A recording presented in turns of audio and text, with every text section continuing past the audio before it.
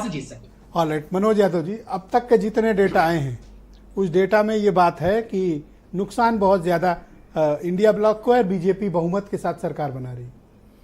ब्रजेश जी, BJP को तो बहुमत हमेशा रहा, अब 2 दिन 3 दिन और बहुमत रहेगा, उसके लिए हम उनको धन्यवाद और बधाई भी दे रहे हैं। कम से कम 4 तारीख तक तो बहुमत में रहना ही चाहिए। अरबों खरबों रुपए खर्च किया नरेंद्र मोदी जी ने, और अब अगर उनको 3 दिन बहुमत नहीं दिखाएगा तो फिर मतलब क्या रह जाएगा। मैं तो सिर्फ इतनी बात जानता हूँ, मंडी की बात हो, चाहे बिहार की बात हो, चाहे मध्य प्रदेश की बात हो, चुनाव देश की जनता ने लड़ा है, और जब जनता लड़ती तो कोई सिस्टम काम नहीं आता है। और इसलिए काम नहीं आता है क्योंकि जनता जब अंगड़ाई लेती है तो बहुत सारी चीजें ऊपर नीचे हो जाती हैं। बड़ा 2 साल तक एनालिसिस किया, जैसा भी विनय जी कह रहे हैं, तो एनालिसिस हारने वाली सीटों के किया था, जीतने वाली किया नहीं था। इंडिया अलायंस एनालिसिस कर रहा था जीतने वाली बीजेपी की सीटें कौन सी हैं। जो 1.5 लाख के मार्जिन से जीते थे उस पे हम कोशिश कर रहे थे कि 2 लाख वोट कैसे हमको उस पे मिले, और उत्तर प्रदेश में वो हमने करके दिखाया।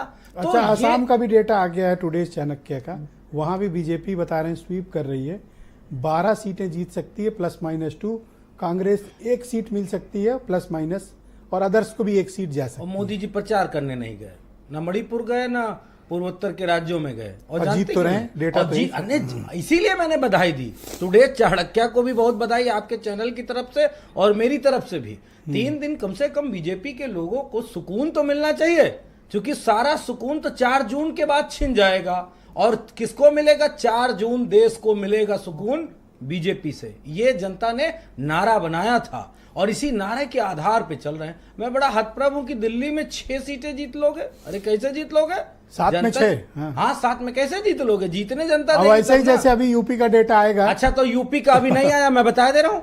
जितने भी अपना बता दो, चलो मैं बता दे रहा हूँ, जितने भी पोल्स हैं सारे मोदी जी को 50 से 60 के ऊपर रखेंगे, कोई नीचे नहीं रखेगा।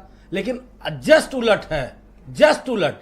India alliance Samajwadi party Uttar Pradesh में कम से कम जीतेगा तो 50 सीट, और अगर 80 से 50 आ गए, अरे अभी तो प्रोजेक्शन तो है ही है भाई, ऐसा थोड़ी माहौल बनाने के लिए बोल रहे थे। बिल्कुल, हर कोई जानता है वो 80-80 बोल सकते हैं, तो क्या समाजवादी पार्टी किसी से पीछे है क्या? 50